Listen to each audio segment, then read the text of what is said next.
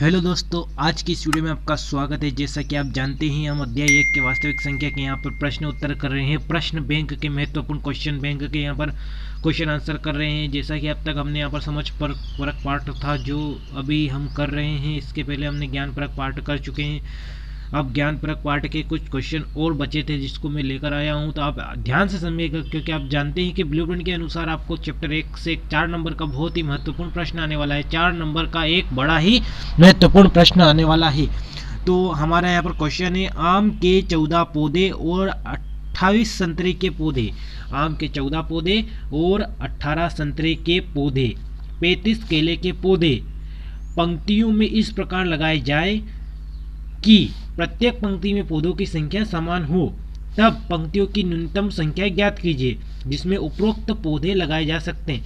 यानी कि इन पौधों की ऐसी पंक्तियां बतानी है हमको, ताकि सब पंक्ति में बराबर बराबर पौधे आ जाए। जैसे कि एक में 5 आ रहे तो दूसरे में 5, तीसरे में 5, ऐसी कितनी पंक्तियां बनाएं ताकि ये सभी समान पौधे आ जाए। अगर सभी को जोड़ के हम बांटते हैं तो किस प्रकार से ये समान पौधे आ सकते हैं एक पंक्ति में। तो ऐसी कितनी पंक्तियां बनाएं ताकि सभी पौधे समान समान आ जाए। तो चलिए हम शुरू करते हैं। आम के 14 पौधे हैं, संतरे के 28 पौधे हैं और 35 पौधे काय के हैं, केले के। तो न्यूनतम संख्या पता करने के लिए, जैसा कि हमने पहले भी सवाल कर चुके हैं, हम आम के 14 पौधे, तो न्यूनतम संख्या के लिए म से ज्ञात क्या करते हैं, महत्तम समावर्तक पता करते हैं। क्या पता करते हैं, महत्तम समावर्तक। तो चलिए सभी संख्याओं का हम अभाज्य गुणनखंड निकाल लेते हैं अलग अलग। तो 14, 28 और 35 का अगर गुणनखंड, सबसे छोटी संख्या क्या है हमारे पास, 2 है। तो 2 से हम निकालेंगे तो 7। यहाँ पे 2 देखो, 2 का पाड़ा बोलो, 7 आएंगे। 7 2 सती 14। तो ये 7 से इसके गुणनखंड निकालेंगे, 7 एकम 7। तो 14 के गुणनखंड निकाल के यहाँ पे लिख देते हैं 2 गुणित 7। इस प्रकार से 28 के गुणनखंड निकाल लो। तो 2 से निकालेंगे तो यहाँ पर 2 एकम 2 और 4 दूनी 8, यानी कि 14 दूनी 28। यानी कि 2 से गुणनखंड 28 का 14 एक गुणनखंड आ जाए। फिर 2 से निकालेंगे तो फिर ये प्रोसेस आ जाएगी हमारे यहाँ पर 7 दूनी 14 और 7 से 7 एकम 7। इसी प्रकार 35 के गुणनखंड निकाल लेते हैं हम। तो 35 तो 5 तो 35 और 7 एकम 7। इस प्रकार से हम जो गुणनखंड निकाले हैं उनको लिख लेते हैं। तो देखिए हमने यहाँ पर 14 के गुणनखंड लिख लिए हैं, 14 बराबर 2 गुणित 7। और इसी प्रकार से 28 के गुणनखंड लिख लेंगे, यहाँ पर 28 बराबर 2 गुणित 7। और 35 के गुणनखंड लिख लेंगे 5 गुणित 7। इस प्रकार से अब जिसमें जो कॉमन है उसको हम बाहर निकालेंगे। देखो 2 है बाकी, लेकिन दूसरे में 2 नहीं है। इसमें भी 7 है, इसमें भी 7 है, इसमें भी 7 है। तो यहाँ पे 5 है, 5 नहीं है। जो कॉमन संख्या तीनों में, जैसे कि 7 यहाँ पे भी है, 7 यहाँ पे भी है, 7 यहाँ पे भी है, तो म से हो जाएगा हमारा, यानी कि म से हो जाएगा 7। अतः ऐसी 7 पंक्तियों में पौधे लगाए ताकि सभी में न्यूनतम संख्या आ सके, सभी में समान समान संख्या आ सके। तो हमारा इसका उत्तर हो जाएगा 7। बढ़ते हैं अगले प्रश्न की ओर से। ये हमारा प्रश्न बैंक का एक महत्वपूर्ण प्रश्न यहाँ पर समाप्त होता है। अगले प्रश्न को देखिएगा आप ध्यान से, बढ़ते हैं उसकी ओर। अभाज्य गुणनखंड विधि द्वारा म से और ल से ज्ञात कीजिए। यहाँ पर महत्तम समावर्तक और लस यानी लघुत्तम समावर्तक आपके लिए यहाँ पर एलसीएम और एलसीएम काफ़ी इंपॉर्टेंट हो सकते हैं इस चैप्टर के लिए, क्योंकि इसमें से एक क्वेश्चन आने ही वाला है। आप समझ लीजिए 4 नंबर में। आप तो 4 नंबर पक्के कर लीजिए, आपके यहाँ पर अच्छी तरह से समझिएगा। देखो यहाँ पर अभाज्य गुणनखंड विधि द्वारा क्या करना है, एक तो महत्तम यानी कि महत्तम समावर्तक, और यानी कि इसको अंग्रेजी में बोलते हैं एचसीएफ यानी कि हाईएस्ट कॉमन फैक्टर। तो ये ऑब्जेक्टिव पूछे जा सकते हैं कि इसका फुल नेम क्या है। लस यानी लघुत्तम समावर्तक, और अंग्रेजी में बोलेंगे एलसीएम यानी लोएस्ट कॉमन मल्टीपल। जिस प्रकार से एलसीएम, तो अब इसका एलसीएम और एचसीएफ निकाल लेते हैं हम। 12, 15 और 21 का अगर हम निकालते हैं, 7 में निकालेंगे गुणनखंड, तो हो जाएगा हमारा क्या हो जाएगा, एलसीएम यानी कि लघुत्तम समावर्तक। तो तीनों का 7 में निकालेंगे, 12, 15, 21। 2 से निकालेंगे तो 12 कट जाएगा, नहीं 6 दूना 12, 15 नहीं कटेगा 2 से, तो 21 भी नहीं कटेगा। इस प्रकार से 2 से इसको काटेंगे, 3 दूना 6 हो जाएगा और 15 नहीं कटेगा, 21। फिर 3 से 3 एकम 3, फिर 5 से 5 3 15 और 7 21 हो जाएगा। यहाँ पर इसको 5 से काट देंगे हम, 5 एकम 5 और 7 से फिर ये एक बार में कट जाएगा, 7 एकम 7। इस प्रकार से हम इसके बोल सकते हैं एलसीएम आ जाएगा हमारे पास। इनका गुणा कर लेंगे, 2 गुणित 2 गुणित 3 गुणित 5 गुणित 7।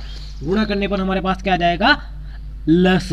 तो गुणा कर लो, 2 दूना 4, 2 का 2 से करेंगे तो 4 आ जाएंगे, 4 का 3 से करेंगे 4 को 12 आ जाएंगे, 12 और 12 पंजे 60 का 7 से कर देंगे फिर, तो 7 का 0 से 0 ने 7 छंग 42 हो जाएंगे। इस प्रकार से हमारे पास ल से क्या आ जाएगा, 420 आ जाएगा हमारे पास में एलसीएम। अब निकाल लेते हैं हम म से, तो म से निकाल लेते गुणनखंड विधि से निकाल लें म से, तो ये हमारे पास अभाज्य गुणनखंड विधि इस प्रकार से ही करेंगे हम। तीनों का अलग अलग निकालेंगे, म से में मतलब तीनों का अलग अलग निकालते हैं और ल से में तीनों का साथ में निकालते हैं हम, ताकि हम आसानी से कर सकें। और बाकी बहुत सारे तरीके, लेकिन ये तरीका काफ़ी अच्छा है आपके लिए। तो इसके गुणनखंड निकाल लेते हैं हम म से के।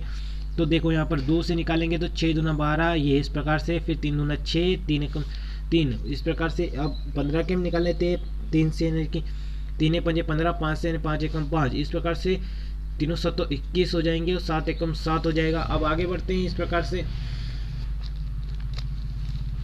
अब तीनों के अलग अलग गुणनखंड लिख लेते हैं, जो कॉमन होगा उसको निकाल लेंगे, वो हो जाएगा हमारा मस, जैसे कि हमने पहले वाले प्रश्न में भी करा है। तो 12 के गुणनखंड लिख लेते हैं, 12 गुणित 2 गुणित 2 गुणित 3, इस प्रकार से 15 गुणनखंड 3 गुणित 5 और 21 के गुणन 3 गुणित 7, इस प्रकार से। जो कॉमन है 2 इसमें है, लेकिन इसमें नहीं है, इसमें भी नहीं है, 2 नहीं है, और 3 इसमें भी है, 3 इसमें भी, 3 इसमें भी। तो मस क्या हो जाएगा हमारे पास 3 हो जाएगा। देखो 5 इसमें भी नहीं है, इसमें भी नहीं है, 7 इसमें भी नहीं, इसमें भी नहीं, यानी कि जो कॉमन है उसको बाहर निकालना, तीनों में कॉमन हो। देखो तीनों में कॉमन है, तो मस क्या हो जाएगा 3, और ल से क्या हो जाएगा हमारे पास, यहाँ पर ल से और म से दोनों पता करना था दोनों इस क्वेश्चन में। तो ल से हो जाएगा हमारे पास 420। अतः की लाइन भी बना सकते हैं हम, कहता हूँ म से और ल से, ये होगा म से महत्तम समार्थ 3 और एलसीएम होगा 420। अब बढ़ते हैं अगले प्रश्न की ओर। बड़ा ही ध्यान से समझिए वाला क्वेश्चन, जो बहुत ही महत्वपूर्ण हो जाता है ये वाला प्रश्न। आपको यहाँ पर दो संख्याओं का लस उनके मस का 14 गुना है, यानी कि दो संख्या का जो लस है, यानी कि एलसीएम है, वो क्या है मस के साथ गुणा करेगा 14 का। इसी प्रकार तथा लस और मस का योग क्या है 600 है। यदि एक संख्या 80 है तो दूसरी संख्या क्या है, तो हमको दूसरी संख्या पता करनी है। पर तो दूसरी संख्या पता करने के लिए देखिए लस क्या है मस का 14 गुना, तो मस का गुना कर देंगे 14 से, और लस और मस का योग कितना है 600 है। तो लस प्लस मस दोनों का योग, योग का मतलब जोड़ होता है, लस प्लस मस बराबर 600। अब लस बराबर क्या है मस गुणित 14, तो इसमें क्या करेंगे ये समीकरण 1 मान लेते हैं, इसमें मान रख देंगे क्या लस का मान रख देंगे मस गुणित 14। तो देखिए यहाँ पर लस की जगह पे, इस लस की जगह पे मस तो ऐसा ही रहेगा 14 गुणित मस कर देते, क्योंकि यहाँ बोला था उसने कि लस का उसके मस का 14 गुना है ना। तो इस प्रकार से 14 गुणित मस लिख देंगे प्लस मस बराबर 600। अब 14 का मस से जुड़े 14 एकम 14, तो 14 मस और एक 15 मस, तो 15 मस हो जाएंगे, 14 और एक 15 मस हो जाएगा।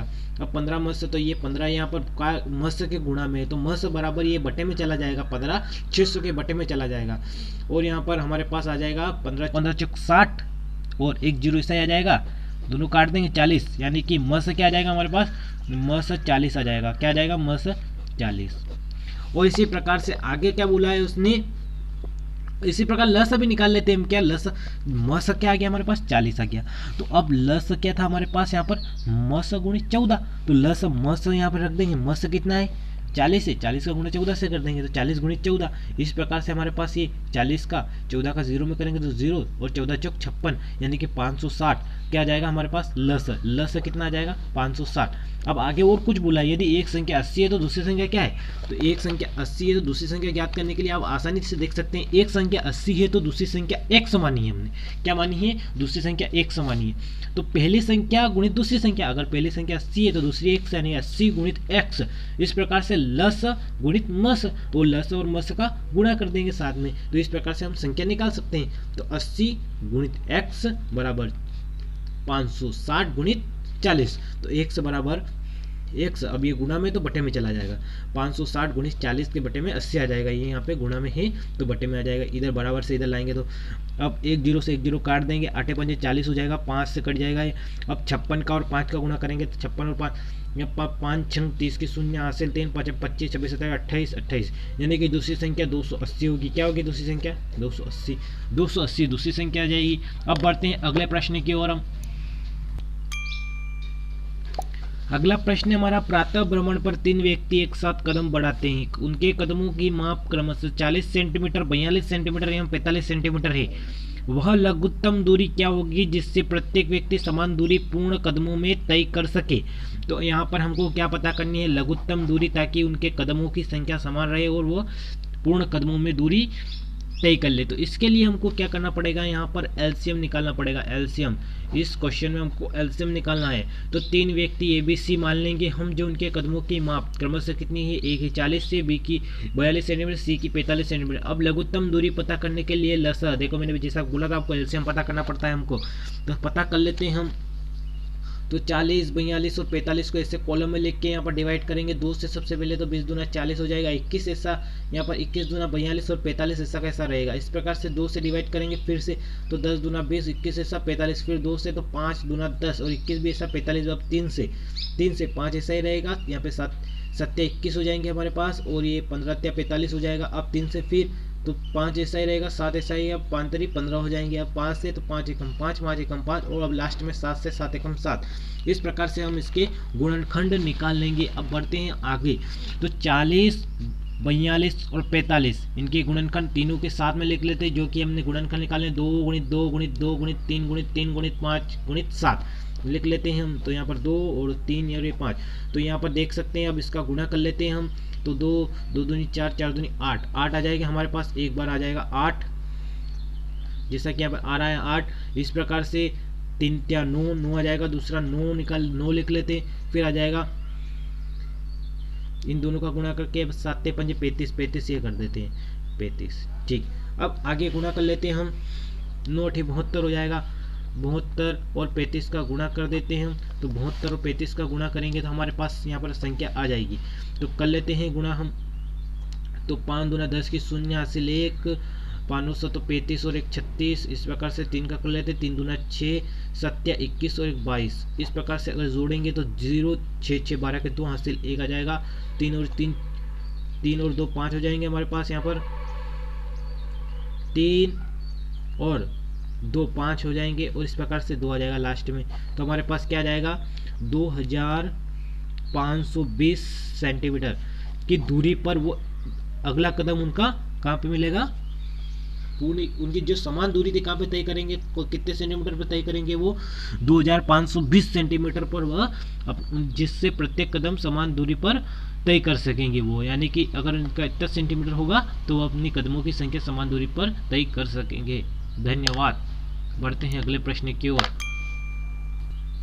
तो देखिएगा, हम एक फूल विक्रेता के पास, ये वाला क्वेश्चन बचा था हमारे पास, और एक था हमारा परेड वाला। ये 2 क्वेश्चन मैं आपको करवा चुका हूँ, तो आप उन वीडियो को जाकर देख लीजिए, ध्यान से देख लो। उनका लिंक मैं डिस्क्रिप्शन बॉक्स में डाल दूंगा।